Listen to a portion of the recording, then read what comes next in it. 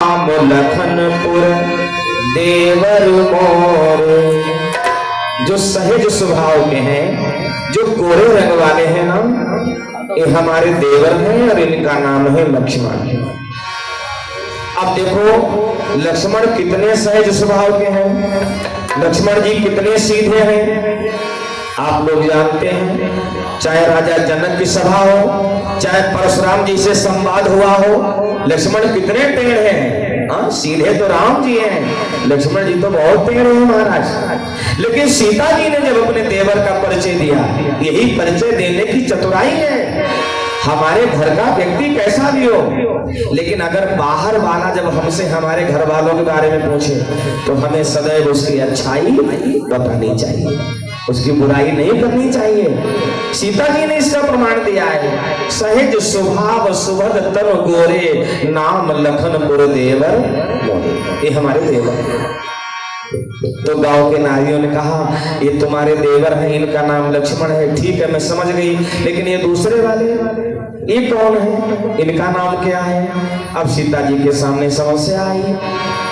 लक्ष्मण जी का तो नाम ले दिया, देवर है, बेटे के समान है। हालांकि आज का समय होता तो कोई नहीं सकुचाता नाम लेने में, और नाम ले देते। आजकल तो लोग लेते ही हैं। कोई रास्ते में पूछे इनका क्या नाम, माय डियर हस्बैंड विवेक, तो तभी कह देगा।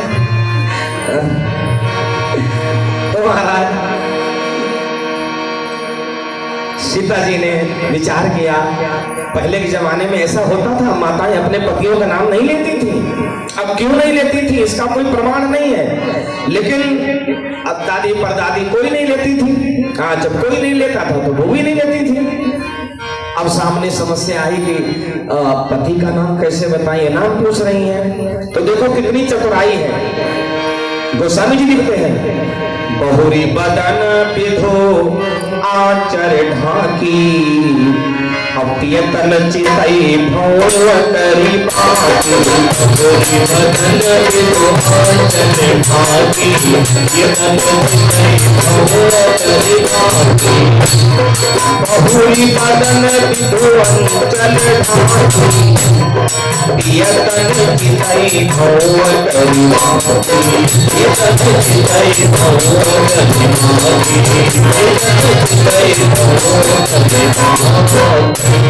सीता जी ने राम जी की ओर तिरछा से देखा, हल्की सी भौं का इशारा कर दिया, मानो सब कुछ कह दिया। तो नारियां स्वयं कहने लगी, अच्छा अच्छा ये तुम्हारे पति हैं। सीता जी ने कहा, अरे तो ठीक है, तो नाम बताने की जरूरत नहीं। परिचय भी दे दिया, नाम भी नहीं लेना पड़ा। यही भारतीय नारियों की चतुराई है। और ये पहले नाम कतई नहीं लिया जाता था। आजकल की तो बातें बदल गई है। क्यों नहीं लिया जाता था? हमारे बड़े बुजुर्ग बताते हैं कि जो पत्नियां अपने पति का नाम लेती हैं ना, उनकी आयु कम हो जाती है। वो अलग विषय है कि कहीं आप सरकारी कार्यालय में गई, कहीं हॉस्पिटल में गई, कहीं भी कहीं नाम पूछा गया बता दो, अलग विषय है। लेकिन बात बात पे भोजन करने बैठे आजकल अब क्या बताएं, नाम लेके बुला रहे हैं, खाना खा लो, पानी पी लो, आके कहाँ जा रहे हो, कब जाओगे। महाराज ये हमारा शास्त्र गवाही नहीं देता है। सीता जी ने जब इतनी मर्यादा में बढ़कर उत्तर दिया तो गांव की जितनी नर नारियां थीं वो सब सीता जी से बहुत प्रभावित हो गई। इतनी प्रभावित हो गई, इतनी प्रभावित हो गई। गांव की नारियों ने सीता जी से निवेदन किया, अरे बेटी, अरे बहन, ऐसा करो, हमें लग रहा तुम बड़ी दूर से चलकर आई हो और थक गई हो, तुम्हारे माथे पर पसीने की बूंदें बता रही हैं। ऐसा करो, तनिक हमारे घर चलो, हम तुम्हारी थोड़ी सेवा कर लें, थोड़ा स्वागत सत्कार कर लें और थोड़ा विश्राम कर लो। दोपहरी जब खत्म हो जाए तो चली जाना। सीता जी ने कहा, नहीं नहीं, हमारे पति देव वचनबद्ध हैं।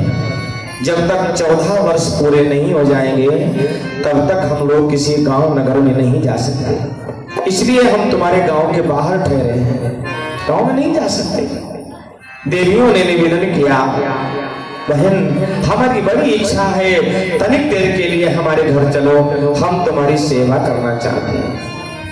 अब देखो गांव की देवियों का हृदय कितना पवित्र होता है। भाषा भले ही उनकी ऊट पटांग हो, भाषा में भले ही साहित्य ना हो, लेकिन हृदय बड़ा पवित्र होता है। अब तनिक देखो 4 लाइनों में कि गांव की कैसी बोली होती है, गांव की कैसी भाषा होती है। हो सकता है छोटे छोटे बच्चे जो जिनका जन्म ही शहर में हुआ है वो गांव से ताल्लुक ना रखते हो, या गांव के लोग ज्यादा ना मिलते हो। देखो गांव के लोगों की कैसी बोली है, बोली में प्यार कितना है। बहिनी देव बताई कहां से चल के आई, जा बजरासी धूप घोर घामे मैं धाई। एक एक शब्द देखो अपने गांव का, बहिनी। अब शहर में कोई कहेगा बहन जी कहेगा, सिस्टर कहेगा, दीदी कहेगा, गांव में बहिनी। हाँ, यहाँ कोई कहेगा तो कहेगा बड़ी तेज धूप है, गांव में कोई कहेगा तो क्या कहेगा, बड़ी जोर घामो है, घाम। हाँ? शब्दों का अंतर देखिए। बहिनी देव बताई कहां से चल के आई, जा बजरासी धूप घोर घामे मैं धाई। बिलगुन मानव ने कुनारी हम महागमैली, साचो पेट हमारे ऊपर कपड़न ते मैली। ये कपड़े भले ही हम मैले पहने हो, हृदय हमारा बड़ा पवित्र है। हमारी बड़ी आत्मिक इच्छा है तनिक चलो हमारे घर चलो, क्योंकि हमें लग रहा है उजरे कुल की धी लगो रानी न महारानी, हाथ पांव सुकुमार तुम्हें कपड़न ते जानी। तुम्हारा पहनावा, तुम्हारा रूप रंग देखकर ऐसा लग रहा है तुम किसी ऊंचे कुल की कन्या हो। परेशान हो, चलो थोड़ी देर हमारे घर चलो। उजरे कुल की धी लगो रानी न महारानी, हाथ पाए सुकुमार तुम्हें कपड़न ते जानी। नेको ना शर्माओ तुम्हारी सेवा करी है, होए थकावट दूरे हाथ सारे हैं दबी हैं। चलो हमारे द्वार चलो। सीता जी की आंखों में आंसू आ गए। उन गांव की देवियों का निश्चल प्रेम देखकर सीता जी के आंसू टपकने लगे और कहने लगी, बहन अगर मेरे पति वचनबद्ध ना होते, 14 वर्ष का संकल्प ना होता तो मैं अवश्य तुम्हारे साथ चलती, लेकिन मैं मजबूर हूं। सीता जी ने मना किया। पीछे से एक बूढ़ी दादी आई, डंडा टेकते हुए, चश्मा लगाए, और उन्होंने उन नगर की बधुओं से कहा, अब बेटी तुम पीछे हटो, अब तुम्हारी बात नहीं माननी, हम बड़ी बूढ़ी हैं, हम समझाएंगे, हम निवेदन करेंगे, तो हो सकता है हमारी बात मान ले और हमारे साथ चले। बातें जब कर चुकी सीय की सब हम झोली, आगे बढ़ के बात तब बूढ़ी एक बोली। धनी धनी भाग हमारे आज जो दर्शन दीने, साचे बे सब भय पुण्य पुरखन जोगीने।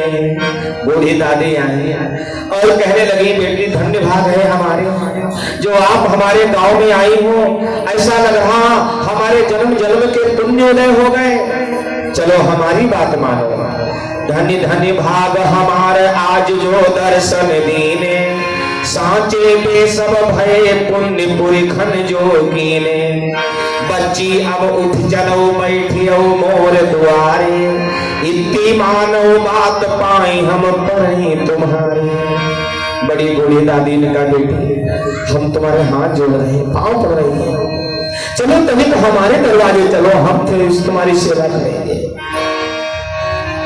और वो बड़ी बूढ़ी दादी मालूम क्या कहने लगी, बेटी बखरी देख हमारे बहुत प्रसन्न हुई जइयो, पिछवाड़े है तालू बैठ के भुवन है। आहा, ये गांव का दृश्य है। गांव के घर आज भी ऐसे होते हैं महाराज। बहुत से घर तो ऐसे हैं गांव में खाने भर के लिए सब्जी मकान के अंदर उगा ली जाती है। कहीं लौकियां लटक रही हैं, कहीं कद्दू लटक रहे हैं, कहीं तुरैया इस समय बरसात में, कहीं करेला। सब्जी खरीद के नहीं आती है बाजार से महाराज।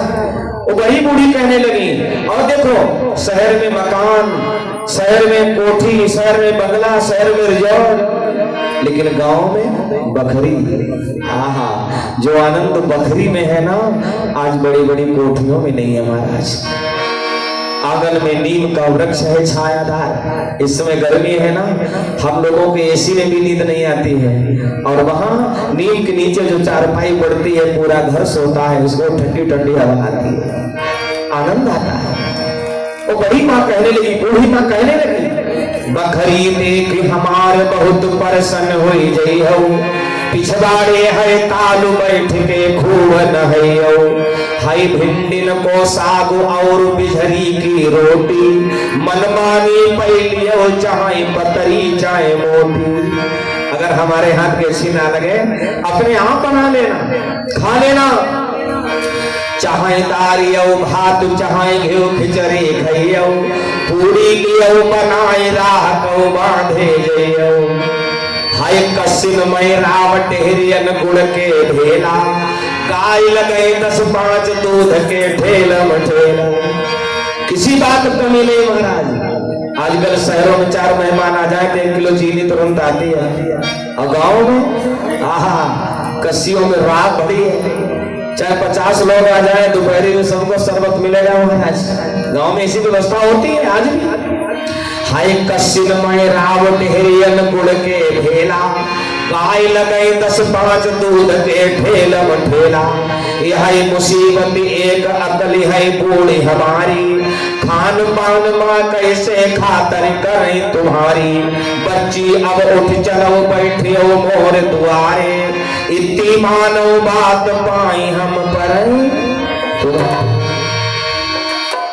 अब तो महाराज उस बड़ी बूढ़ी माँ ने सीता जी को और रुला दिया, आंसू बहाने लगे, सीता जी की हिचकी बन गई।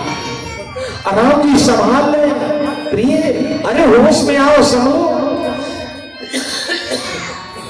गांव की नारियों का जो निश्चल प्रेम, त्याग, समर्पण सीता जी ने देखा। सीता जी ने कहा बहन क्या करूं, मैं परवश हूं, अगर मेरे बस में होता तो मैं जरूर चलती और चलकर तुम्हारा आतिथ्य स्वीकार करती। एक रात वहां विश्राम किया और प्रातः काल राम जी ने वहां से प्रस्थान किया। प्रस्थान किया है तो चलते चलते जंगल की यात्रा करते हुए एक ऐसे संत के आश्रम पर पहुंचे हैं प्रभु, जो त्रिगुणातीत संत है, तीनों गुणों से ऊपर है, और जिनका नाम है अत्रि मुनि। नाम ही है उनका अत्रि, आ माने नहीं, अत्रि माने 3, जो तीनों गुणों से भी ऊपर हो। ये 3 गुण कौन है? सतोगुण, रजोगुण और तमोगुण। ऐसे त्रिगुणातीत संत है महात्मा अत्रि मुनि, उनकी धर्म पत्नी है देवी अनुसुईया। अत्रि और अनुसुईया के आश्रम में मेरे राम लक्ष्मण सीता के साथ पहुंचे हैं। अत्रि के आश्रम जब प्रभु गयो, सुनत महामुनि हर्षित भयो, अत्रि के आश्रम जब मुनि गयो, सुनत महामुनि हर्षित भयो। अत्रि के आश्रम जब प्रभु गयो, सुनत महामुनि हर्षित भयो, सुनत महामुनि हर्षित भयो।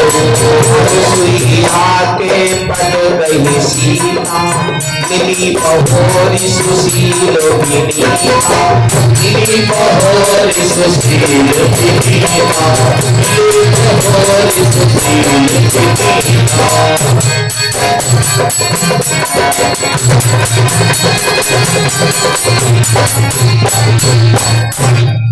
महात्मा अत्रि मुनि के आश्रम में भगवान जब पहुंचे हैं, गोस्वामी जी लिखते हैं अनुसुईया के पद गही सीता, और मिली बहोरी सुशील विनीता।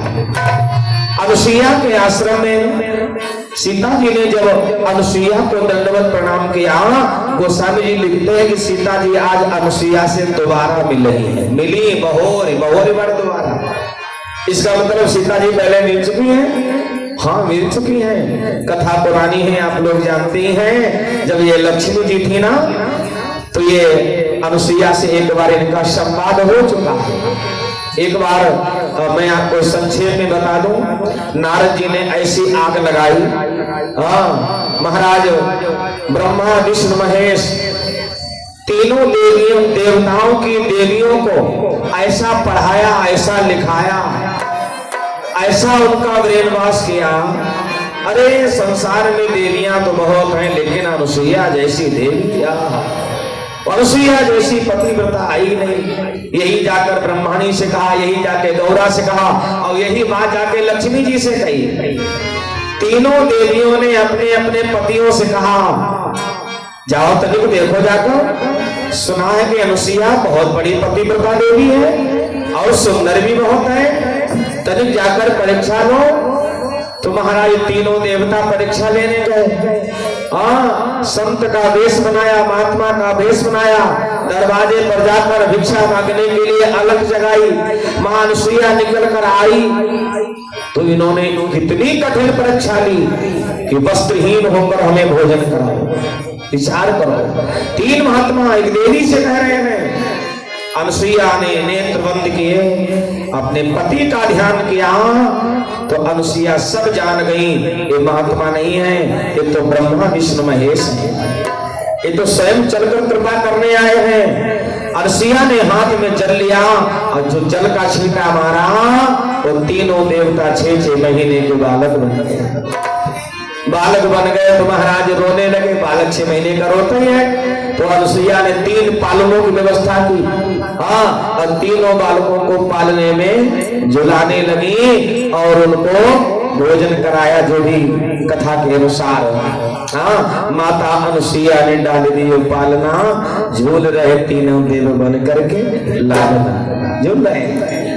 महात्मा अत्रि मुनि लौट कर आए और अत्रि मुनि तपस्या गंगा स्नान करने गए होंगे। लौट कर जब आए तो देखा कि ये 3 बच्चे। अनुसुईया से पूछा, हम गए और हमको 2 महीने भी नहीं हुए और ये 3-3 बच्चे? तो कहा नहीं ये बच्चे नहीं है, ये देखने में छोटे लग रहे हैं, इनकी बहुएं 7-7 हाथ की हैं। थोड़ी देर रुको, अभी आ रही होंगी। और जब ये तीनों देवता अपने समय पर लौट कर वापस नहीं पहुंचे तो तीनों देवियों को चिंता हुई कि हमारे पति कहाँ हैं, लौट कर नहीं आए। अब तीनों देवियां नारद जी को ढूंढे। अब नारद जी ढूंढे ना मिले, क्योंकि नारद जी ने आग लगाई। अच्छा, नारद जी जब मिले तो नारद जी से कहा, इधर आओ, हमारे पति कहाँ हैं? नारद जी ने कहा, हमें क्या पता कहाँ है। नहीं तुम्हें ही मालूम है, तुमने ही उनको हम सबको भड़काया है, तब हमने उनको भेजा है, बताओ कहाँ मिलेंगे। बहुत देर तक संवाद हुआ और नारद जी से कहा, हमारे पास आओ। देवियों ने कहा, इसको जरा पास हम बुलाएं, फिर इसके कान गर्म करें, तब ये बताएगा।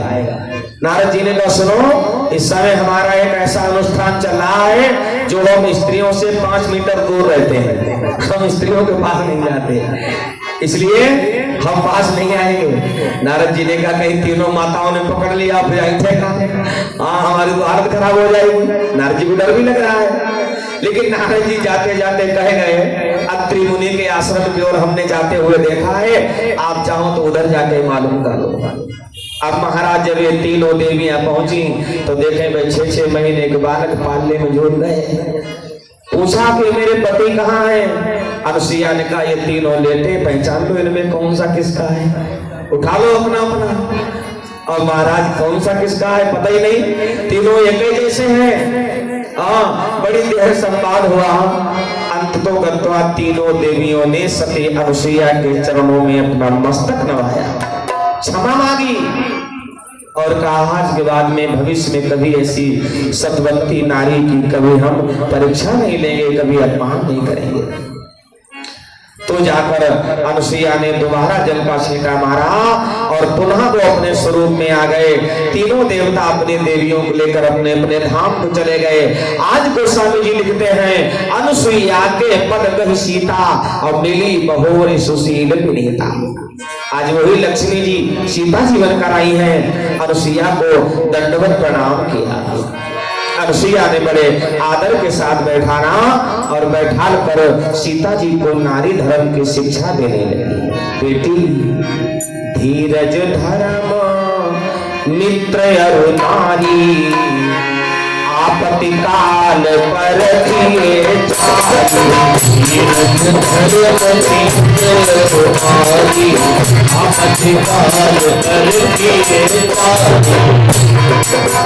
अब सिया ने सीता जी को नारी धर्म की शिक्षा दी, पति पत्नी के संबंध के बारे में बताया और कहा है सीता, पति कैसा भी हो, व्रत हो, बीमार हो, अंधा हो, लूला हो, कैसा भी हो, पति का कभी अपमान पत्नी को नहीं करना चाहिए।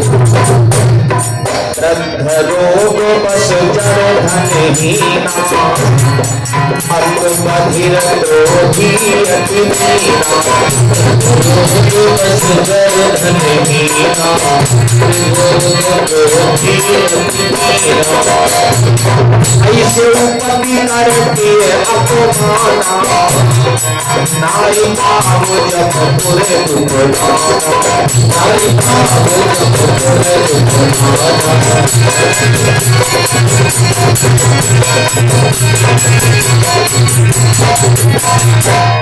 एक ही धर्म एक व्रत नेमा, पाए बचन मन पति पद प्रेमा। हमारी रामायण कहती है एक स्त्री का धर्म क्या है, एक ही वचन, एक व्रत नेम, एक ही नियम है, एक ही संकल्प है, एक ही सिद्धांत है स्त्री के लिए। क्या? काय वचन मन पति पद प्रेमा। मन वचन कर्म से पति के चरणों में प्रेम करना ही पत्नी का धर्म है, इसके अलावा कुछ भी उसका धर्म नहीं है। हमारे शास्त्र कहते हैं स्त्री को पूजा करने का अधिकार तब है जब उसके घर में जो चलते फिरते तीन देवता है ना, कौन? पति और सास ससुर माने माता पिता। ये तीनों देवता उसके क्रियाकलाप से, उसके व्यवहार से प्रसन्न हैं, तब भोले बाबा भी प्रसन्न होंगे, दुर्गा मैया भी प्रसन्न हो जाएंगी, राम जी भी खुश हो जाएंगे। और अगर ये घर वाले चलते फिरते देवता प्रसन्न नहीं है, हाँ, तो मंदिर में माथा टेकने से कुछ नहीं होगा। धन्य है वो देवियां जिनको माता पिता मिले, जिनको सुंदर सा पति मिला। ये तो बड़े सौभाग्य की बात है महाराज, सबके हिस्से में कहाँ ऐसा आता है। आजकल की व्यवस्था देखो कितनी बिगड़ गई। आजकल अखबारों में रोज नई नई सूचनाएं आ रही हैं। शादी को 3 दिन नहीं हुए और मालूम चला पति को काट के पहाड़ से फेंक दिया, किसी ने नीले ड्राम में भर दिया, किसी ने कुछ कर दिया। विचार करो, इन्होंने अगर राम कथा सुनी होती, इन कन्याओं ने अगर सत्संग किया होता तो क्या ऐसा करती? किसी का पला पलाया बच्चा तुमने मार के फेंक दिया, काट दिया, ऐसी दुर्दशा कर दी। ये सिद्धांत नहीं कहता, ये कथा नहीं कहती है। अगर इन्होंने कथा सुनी होती तो शायद ये ऐसा नहीं कर पाते। इसीलिए तो कहते हैं कथा की आवश्यकता है, इसीलिए तो कहते हैं सत्संग की आवश्यकता है। संसार के सारे सुख एक तरफ रख दो और क्षण भर का सत्संग एक तरफ रख दो तो वो क्षण भर का सत्संग भारी पड़ेगा, संसार के सारे सुख हल्के पड़ जाएंगे। आत स्वर्ग अपवर्ग सुख धैर्य तुलाय अंग, तूलन ताहि सकल मिली जो सुख लब सत्संग। तो सत्संग की महिमा ही अलग है। और सत्संग मिल जाए, कितना सत्संग मिल जाए, एक घड़ी आधी भरी आधी मई पुनियाद, तुलसी चर्चा राम की हरे कोट अपराध। बस सत्संग मिलना चाहिए। महाराज आज अनुसुईया ने सीता जी को बताया 4 तरह की देवियां होती हैं संसार में। जग पतिव्रता 4 विधि आई, वेद पुराण संत सब कहाई। कौन कौन सी? उत्तम के असबस मन माही, सपने हो आन पुरुष जग नाही। उत्तम प्रकार की स्त्रियां वो होती हैं जो पराये पति का स्मरण स्वप्न में भी नहीं करती हैं, वो उत्तम की होती है। मध्यम परपत देखें कैसे, भ्राता पिता पुत्र जैसे। मध्यम प्रकार की देवियां वो होती हैं जो दूसरे के पति को देखती तो है स्वप्न में, लेकिन किस रूप में? भ्राता माने भाई के रूप में, पिता के रूप में, पुत्र के रूप में। विवाह जब होता है ना, विवाह के बाद जब वचन सुनाए जाते हैं तो एक आखिरी वचन ये भी कहा जाता है कि स्त्री को कभी किसी दूसरे के पति की प्रशंसा नहीं करनी चाहिए। मैंने ही कई बार सुनाया होगा, अगर आप लोग रहे होंगे तो। पार्वती और शंकर जी का संवाद है, तो पार्वती ने तर्क किया कि आप कह रहे हो दूसरे के पति की प्रशंसा नहीं करनी चाहिए, लेकिन कहीं कोई दूल्हा ब्याहने के लिए सिंहासन पर बैठकर जाता है मोर मुकुट लगाकर, उस समय तो सारे स्त्री पुरुष प्रशंसा करते हैं, तब मुझे क्या करना चाहिए? भगवान ने कहा उस समय उसके अंदर भगवान का विशेष अंश होता है, क्योंकि वो मुकुट लगाए हैं ना, वो मोर लगाए हैं, और मोर जीवन में एक ही बार रखा जाता है। हाँ, अगर किसी का पुनर्विवाह भी होता है तो मोर नहीं दोबारा रखा जाता है, एक ही बार विवाह ऐसे ही हो जाता है। हाँ। तो महाराज शंकर जी ने कहा दूसरे के पति को देखो तो, लेकिन बड़ा है तो पिता के समान, बराबर है तो भाई के समान, छोटा है तो बेटे के समान, इस भाव में देखो। इसी बात को गोस्वामी जी मानस में कह रहे हैं कि मध्यम परपति देखें कैसे, भ्राता पिता पुत्र निज जैसे। इस तरह से उनको दर्शन करना। और अगला क्या बताया कि धर्म विचारी समुझे कुल राही, असो निकृष्ट प्रिय सुति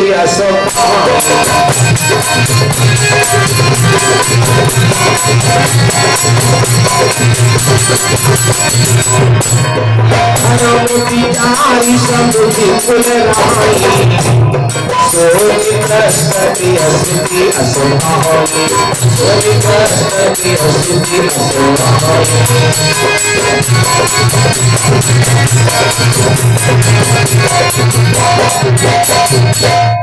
और तीसरे प्रकार की स्त्रियां जो हैं, जो अवसर पाकर मौके का लाभ उठाती हैं, हाँ, एक निकृष्ट कही जाती हैं, और पति वंचक पर पति रति करई, और रौरव नरक कलप सत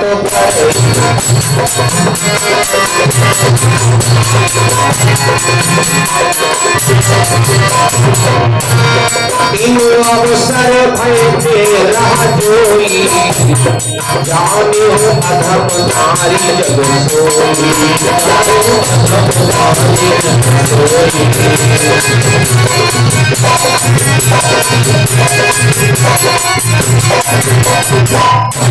महाराज अनुसुईया ने इस तरह से सीता जी को नारी धर्म की शिक्षा दी,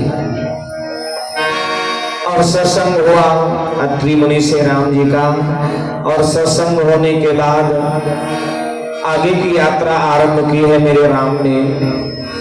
और कहाँ पहुंचे हैं? महात्मा वाल्मीकि के आश्रम में।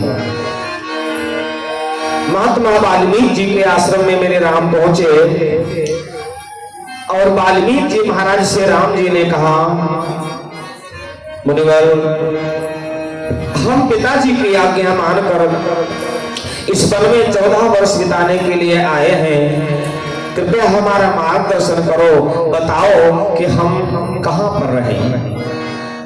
महात्मा जी मुस्कुराए और कहा, राम, पूछो मोई के राहों का, मैं पूछत सकुचाऊं, जहां न हो तहां देव कहीं, तुम्हें दिखावो ठाऊं। वाल्मीकि जी महाराज ने कहा, हे राम, हमसे पूछ रहे हो कि बताओ हम कहाँ रहें? अरे ऐसा कौन सा स्थान है जहां तुम पहले से ना रहते हो? तुम तो हर जगह पहले से ही विद्यमान हो, जन्म जन्म में व्याप्त हो, कण कण में व्याप्त हो, यह तो सर्वत्र हो। हम कौन सा स्थान बताएं रहने के लिए? राम जी तुम तो हर जगह हो। राम जी ने कहा, नहीं नहीं प्रभु जी, हमें कोई स्थान बताओ, हम कहाँ रहें? 14 वर्ष हमको बिताना है। यद्यपि वाल्मीकि जी महाराज ने कहा, राम तुम तो हर जगह रहते ही हो, और फिर भी गोस्वामी जी ने वाल्मीकि जी के द्वारा कुछ स्थान बताए हैं भगवान को कहाँ रहना चाहिए। जिनके श्रवण समुद्र समाना, कथा कथा तुम्हारी सुभग सरिता मेरे सब समुद्र समाना कथा तुम्हारी सुभग सरिता भरहि निरंतर होई पूरे इनके ही तुम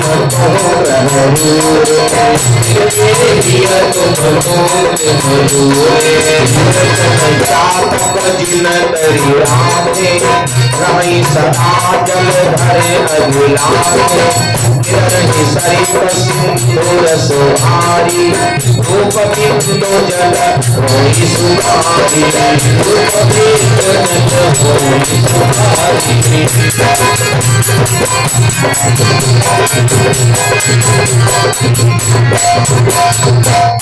जिनके श्रवण समुद्र समाना कथा तुम्हारे सुभग सरिना। बड़ी सुंदर बात कही है राम। तुम कहाँ रहो, तुम वहां रहो जिसके कान समुद्र के समान हो और तुम्हारी कथा नदी के समान। नदियां संसार भर की जितनी हैं वो सब जाकर सागर में मिल जाती है और फिर भी सागर कभी भरता नहीं है। वाल्मीकि जी महाराज ने कहा राम जो तुम्हारी कथा सुनकर कभी थके ना, कभी छके ना, कभी अघाए ना, राम तुम वहां जाकर रहो जिनके श्रवण समुद्र समान। ऐसी जगह तुम राम जाकर रहो।